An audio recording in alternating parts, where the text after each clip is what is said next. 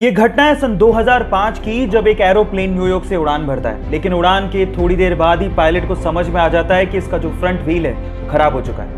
अब pilot plane को land कराने का फैसला करता है, लेकिन लैंड करवाने से पहले वो प्लेन को लगातार 2 घंटे तक आसमान में ही चक्कर कटवाता है ताकि फ्यूल खत्म हो जाए और लैंडिंग के वक्त उसमें आग ना लगे। और उसके बाद अपनी सूझबूझ का परिचय देते हुए वो ये कोशिश करता है कि आगे का व्हील जमीन को ना छुए, जिससे आग लगने की संभावना कम से कम हो। और ऐसा करते हुए वो 140 यात्रियों की जान बचाते हुए प्लेन को लैंड करवा देता है। तो पायलट की सूझबूझ के लिए और 140 यात्रियों की जान बचाने के लिए 1 लाइक तो बनता है।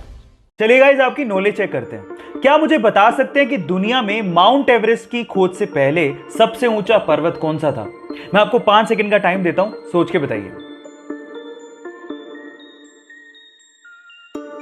चलिए गाइस, मैं आपको इसका जवाब देता हूं। इसका जवाब है माउंट एवरेस्ट। गाइस, खोज होती चाहे नहीं होती, दुनिया का सबसे ऊंचा पर्वत माउंट एवरेस्ट था, है और रहेगा।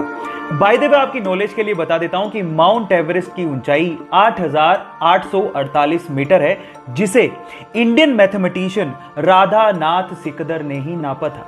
सो guys, proud to be an Indian. क्या आपको इससे पहले ये बात पता थी? और नहीं पता थी तो चैट सेक्शन में लिखना मत भूलिएगा। वो बचपन से एक फेमस कार रेसर बनना चाहता था, लेकिन एक दिन आज से ठीक 10 साल पहले उसका एक रोड एक्सीडेंट हो गया।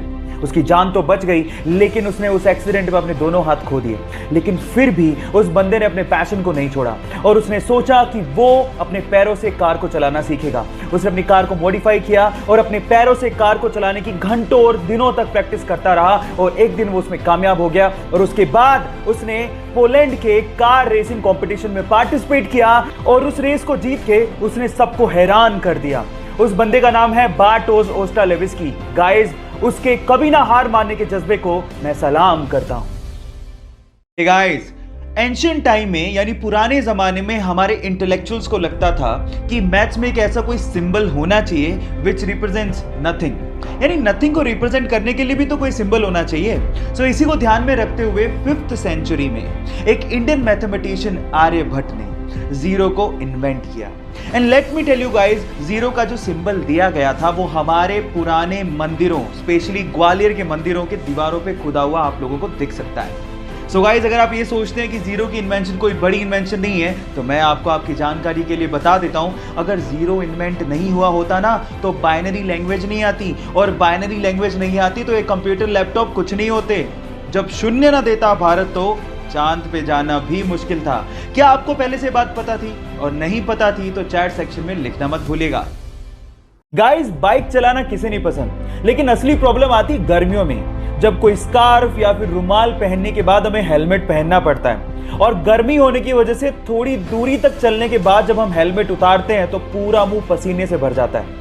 अब इस प्रॉब्लम का सॉल्यूशन क्या है? जी हाँ गाइस, इस प्रॉब्लम का सॉल्यूशन है एसी हेलमेट। एक छोटी सी एक्सेसरी आपके हेलमेट पे लगती है और वो आपके हेलमेट को या फिर आपके सिर को ठंडा ठंडा कूल कूल बना देती है। और गाइस, इसका इन्वेंशन कहीं बाहर नहीं, हमारे इंडिया के बेंगलोर के आईआईटीएन पीके सुंदर राजन ने किया है। सो गाइस, हमारे हेलमेट को ठंडा ठंडा कूल कूल बनाने वाले इस सुंदर राजन के लिए 1 लाइक तो बनता है। गाइस, ये तो आपको पता ही है कि प्लेन्स बहुत ज्यादा भारी होते हैं। इनफैक्ट बोइंग 737 तो 80,000 केजी का होता है, और जब वो लैंड करते हैं तो उनकी स्पीड 250 से 300 किलोमीटर पर आवर होती है। पर आपने क्या कभी इमेजिन किया है कि इतनी स्पीड और इतने भार के साथ जब वो लैंड करते हैं तो उनके टायर्स कभी फटते क्यों नहीं है?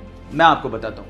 उनके टायर्स में रबड़ के साथ साथ एल्यूमिनियम और स्टील को भी मिक्स किया जाता है, और नॉर्मल कारों के टायर के अंदर जो प्रेशर से हवा भरी जाती है उससे 6 गुना ज्यादा प्रेशर से एरोप्लेन के टायर में नाइट्रोजन को भरा जाता है ताकि वो प्रेशर को सहन कर सके।